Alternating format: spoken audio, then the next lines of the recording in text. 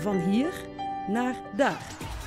Het lijkt een spannende overgang, maar voor Angel Silayev uit Venray was het dat eigenlijk helemaal niet. Grappig genoeg vind ik solo piano spelen voor 200 mensen veel enger en veel spannender dan voor 20.000 mensen op Lowlands te staan, zeg maar. Hij begon met pianospelen toen hij 5 jaar oud was. En al op zijn 9e zat hij naast pianist Jan Veen. Rangel ging wekelijks naar de lokale muziekschool en deed ook mee aan wedstrijden. Was dat je eigen wens? Jawel, zeker. Ja, kijk, tuurlijk als 5-jarige weet je natuurlijk nog niet helemaal precies wat je wil. Ik kreeg wel heel erg de muziek mee vanuit mijn ouders thuis. Dus mijn moeder die speelde vroeger ook piano in haar jongere tijd. En ja, mijn ouders merkten ook heel erg dat ik gewoon thuis ook heel erg op muziek aanging. Dus als Sesamstraat of SpongeBob of zo opstond, dan ja, merkten ze dat ik heel erg getriggerd raakte door bepaalde geluiden, bepaalde muziek.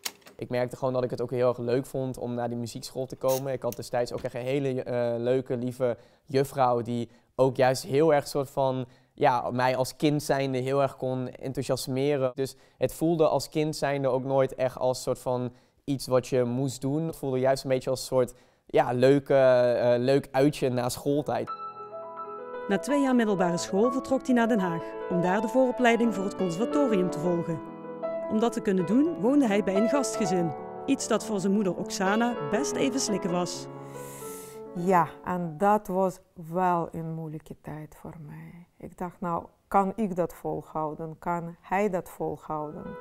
Kan hij zonder mij? En ik kwam inderdaad pas na een paar maanden om te kijken of hij Rhapsody in Blue als solist goed had geleerd voor zijn concert met orkest.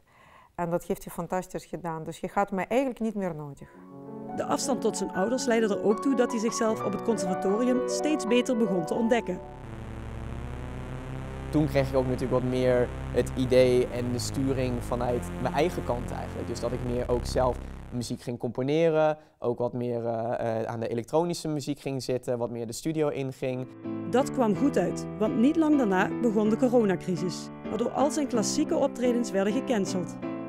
In die tijd richtte Rangel zich op het studiowerk en hij ontmoette een producer die graag met hem wilde samenwerken. Zo rolde hij de hiphopwereld in. Ik had eigenlijk in die wereld een perfecte rol waar heel veel artiesten en producers naar op zoek waren. Namelijk iemand die ook in de moderne muziek juist wel theoretisch muzikale kennis kon brengen. En voor mij was dat in die periode de perfecte manier om juist in die studiowereld wat meer soort van daar me mee bezig te houden en me daarin te ontwikkelen.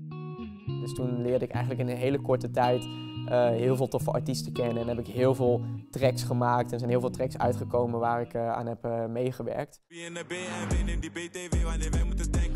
Ik vond dat wel iets heel erg soort van bevrijdend, dus dat gevoel, omdat ik heel erg vanuit de klassieke muziek gewend was van oké, er wordt zeg maar op elke seconde en elke noot heel streng gekeken van oh ja, dit kan beter of hier speel je een foute noot of dit en dat. En ik ben daar meer bezig met soort van de energie en het is een heel soort andere ervaring met heel veel adrenaline natuurlijk. Ik vond dat dus juist met die mensen te werken, vond ik dat juist zo'n verademing dat het gewoon allemaal zo was van iedereen houdt gewoon van muziek zeg maar. En het maakt niet uit of je een muziekachtergrond hebt of niet.